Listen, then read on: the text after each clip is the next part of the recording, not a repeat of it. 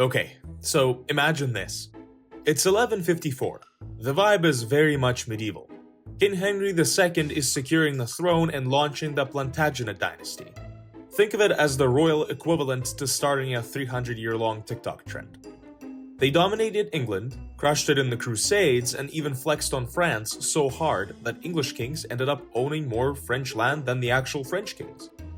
But, spoiler alert, things do get messy, and real fast. So buckle up, y'all. This is the Wars of the Roses.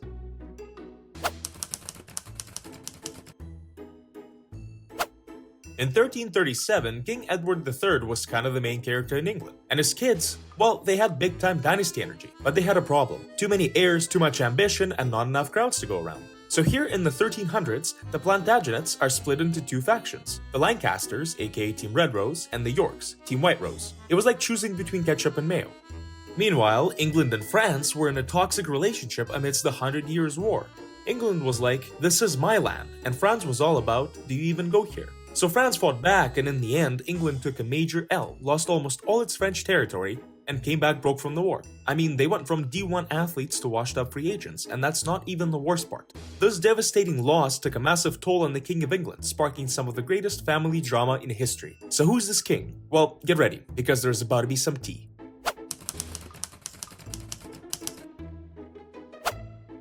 Enter King Henry VI, Team Red Rose.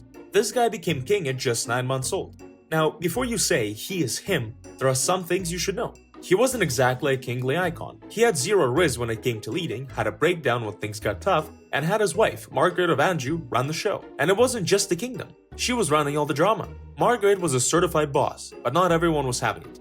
Like Team White Rose Richard, Duke of York, who's basically that guy at the family reunion who starts fights because he thinks he's better than everyone else. To be fair, he was the richest guy in England and a direct descendant of the OG Plantagenet, King Edward III. Richard joined the Regency Council in 1453 in the aftermath of the 100 Years' War. You see, he wasn't just there for the turkey dinners. He had motive to take over the throne. And with King Henry VI claiming mental health after taking an L from the French, he actually started having some motion. Regardless, in 1455, the Lancasters kicked him out of the Regency Council, and that really turned up the beef.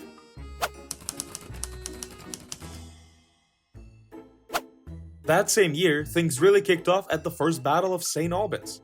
Picture this, Richard of York rolls up with the White Rose Squad, aka the Earls of Warwick and Salisbury, ready to throw hands.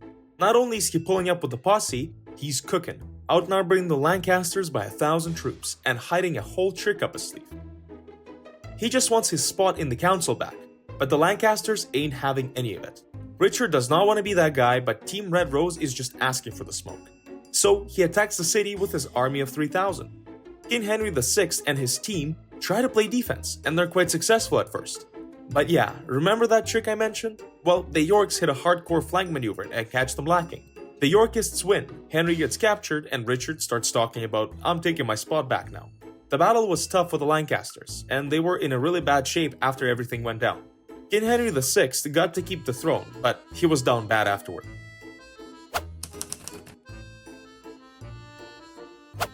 So, from 1455 to 1459, everyone had to live together and pretend like they were cool. For a hot minute, everyone's thinking, okay, maybe we can all just chill. But look, this is medieval England, and peace is just a filler episode. In the first year after the Battle of St. Albans, King Henry VI's depression worsens, and he starts hitting his nonchalant era. He doesn't even resume his duties as king until about 1456. But meanwhile, Margaret's all fired up, plotting the Red Rose comeback arc, while Richard is playing 4D chess in Parliament. I mean, the Yorks were literally in control of everything, and they didn't even have the throne. In today's terms, the Lancasters were about to get cancelled. But by 1459, Margaret's like, I'm done with the politics, let's just fight. And she gathered everyone who was down with the Team Lancaster and started an open conflict with Team York. She even brought in the benchwarmers, we're talking low-tier landowners. It was a stretch, but the crazy part, they managed to boot Richard and his army out of London. The Yorks had to retreat to the west, and they were in shambles. She really brought the Game of Thrones energy with that one. Even King Henry VI was a part of the rebellion, this time leading his own army to the Yorks out west, but unfortunately for the CEO of Els, the victory did not go unanswered for long.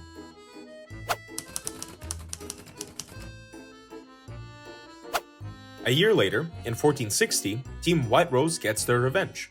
Richard Neville, a Yorkish ally and key figure in the First Battle of St. Albans, noticed that King Henry VI left the beloved London city unattended. So he's thinking, don't mind if I do, and snags their capital. Our mighty King Henry VI and Team Lancaster assemble at Northampton, 100 kilometers north of London. See, they knew Neville was about that action, so they fortified the base accordingly. And not just fences and shields we're talking about, they were rocking full-on palisades and artillery. Even though a direct assault on a fortified base would surely be a mistake, Neville stood on business. He manages to come through with a major win. How is that possible? Well, by persuading one of King Henry VI's allied commanders to withdraw all of his troops during the fight. So yeah, basically by rizzing his way through it. What can you say? I guess game is game. And with a huge advantage, the Yorkists capture King Henry VI once again, and they pass the Act of Accord. Now King Red Rose is at the mercy of York royalty yet again, and it's not looking good at all. The new law is basically like, sorry Henry, but your son's out, and Richard of York's kids are in. So game over, right? Well, think again. Margaret is not about to let her son get disinherited. Consider Mama Bear mode activated.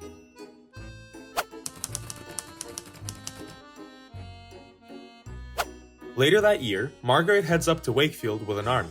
The other times before, she was playing nice, but now there is more at stake. She knows that the Yorks will stop at nothing to sideline her and her mans while they take everything, including the throne.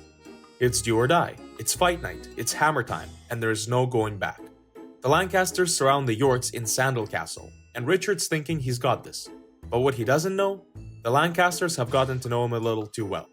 Instead of waiting for reinforcements, he orders his troops to retreat to the south, straight into a trap.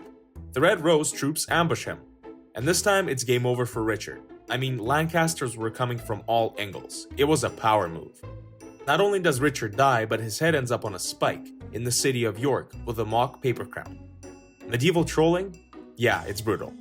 And along with Richard, Margaret puts the Earl of Salisbury and his son on the kill feed. It's looking like King Henry VI and the Lancasters are up for now.